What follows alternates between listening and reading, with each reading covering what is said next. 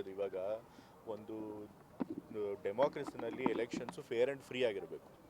ಯಾವುದೇ ಕೂಡ ಸಂದೇಹಕ್ಕೆ ಆಸ್ಪದ ಕೊಡದೇ ರೀತಿಯಲ್ಲಿ ಫೇರ್ ಆ್ಯಂಡ್ ಫ್ರೀ ಆಗಿ ನಡೀಬೇಕು. ಸೊ ಅದ್ರ ಮೇಲೆ ನಮಗೆ ಅನುಮಾನ ಇದ್ದಾಗ ಅಂತಹ ಒಂದು ಪದ್ಧತಿನೇ ಫಾಲೋ ಮಾಡಬಾರ್ದು. ಇವತ್ತು ಯಾವ ದೇಶಗಳಲ್ಲಿ ಈ ಒಂದು ಏನು ಬ್ಯಾಲೆಟ್ ಪೇಪರ್ಗಳನ್ನು ಬಿಟ್ಟು EVM ಅಂತಂದರು, ಅಂಥ ದೇಶಗಳಲ್ಲೇ ಇವಾಗ ಮತ್ತೆ ವಾಪಸ್ ಬ್ಯಾಲೆಟ್ ಪೇಪರ್ಗಳಿಗೆ ಹೋಗ್ತಾ ಇದ್ದಾರೆ. ಸೊ ಅದರೊಳಗೆ ಅಂಥ ತಂತ್ರಜ್ಞಾನದಲ್ಲಿ ಮುಂದುವರಿಯುವಂಥ ದೇಶಗಳೇ ಅದನ್ನು ಕೈ ಬಿಟ್ಟಿರ್ಬೇಕಾದ್ರೆ ನಾವು ಕೈ ಬಿಡೋದ್ರೊಳಗೆ ಏನೂ ತಪ್ಪಿಲ್ಲ.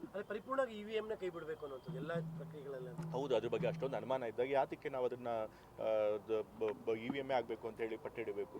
ಬ್ಯಾಲೆಟ್ ಬೇಕ್ಸ್ ಇವಾಗ ಸೇಫ್ ಇದೆ. ಮೊದಲಿನ ಥರ ಯಾರು ಇವಾಗ ಹೋಗಿ ಏನು ಬೂತ್ಗಳಲ್ಲೇ ಲೂಟಿ ಮಾಡೋಕ್ಕೆ ಸಾಧ್ಯ ಆಗೋದಿಲ್ಲ. ಇವಾಗ ಪೊಲೀಸ್ ಅವರಿದ್ದಾರೆ, ಜಾಸ್ತಿ ಫೋರ್ಸಸ್ ಇದೆ, ಮತ್ತು CCTV ಕ್ಯಾಮ್ರಾಗಳಿದೆ. ಸೊ ಹಾಗಾಗಿ ಅಕಸ್ಮಾತ್ ಅದರೊಳಗೆ ಏನಾದರೂ ಅಕ್ರಮ ಮಾಡಿದ್ರೆ ಅದನ್ನು ಹಿಡಿಯೋದು ಸುಲಭ. ಬಟ್ ಆದರೆ ತಂತ್ರಜ್ಞಾನ ಬಳಸಿ ಏನಾದರೂ ಅವ್ಯವಹಾರ ಮಾಡಿದ್ರೆ ಅದನ್ನು ಹಿಡಿಯೋದು ಬಹಳ ಕಷ್ಟ ಆಗುತ್ತೆ. ಸೊ ಹಾಗಾಗಿ EVM ಬದಲು ಬ್ಯಾಲೆಟ್ ಬಾಕ್ಸಲ್ಲಿ ಎಲೆಕ್ಷನ್ ಮಾಡಿದ್ರೆ ಸೂಕ್ತ. ಅಲ್ಲಿ ಮುಂದಿನ ವಿಧಾನಸಭೆನೂ ಕೂಡ ಬ್ಯಾಲೆಟ್ ಮೇಲೆ ಆಗಬೇಕು. ಅದು ನನಗೆ ಗೊತ್ತಿಲ್ಲ, ಯಾಕೆಂತಂದ್ರೆ ಅದು ನಮ್ಮ ಕೈಲಿ, ರಾಜ್ಯ ಸರ್ಕಾರದ ಕೈ ಇಲ್ಲ. ಬಟ್ ಖಂಡಿತ ಅಫ್ಕೋರ್ಸ್ ನಾವು ಬ್ಯಾಲೆಟ್ ಬಾಕ್ಸ್ಗೆ ಹೋಗೋದೇ ಬೆಟರ್ ಅನ್ನೋದು ನನ್ನ ಅನಿಸಿಕೆ.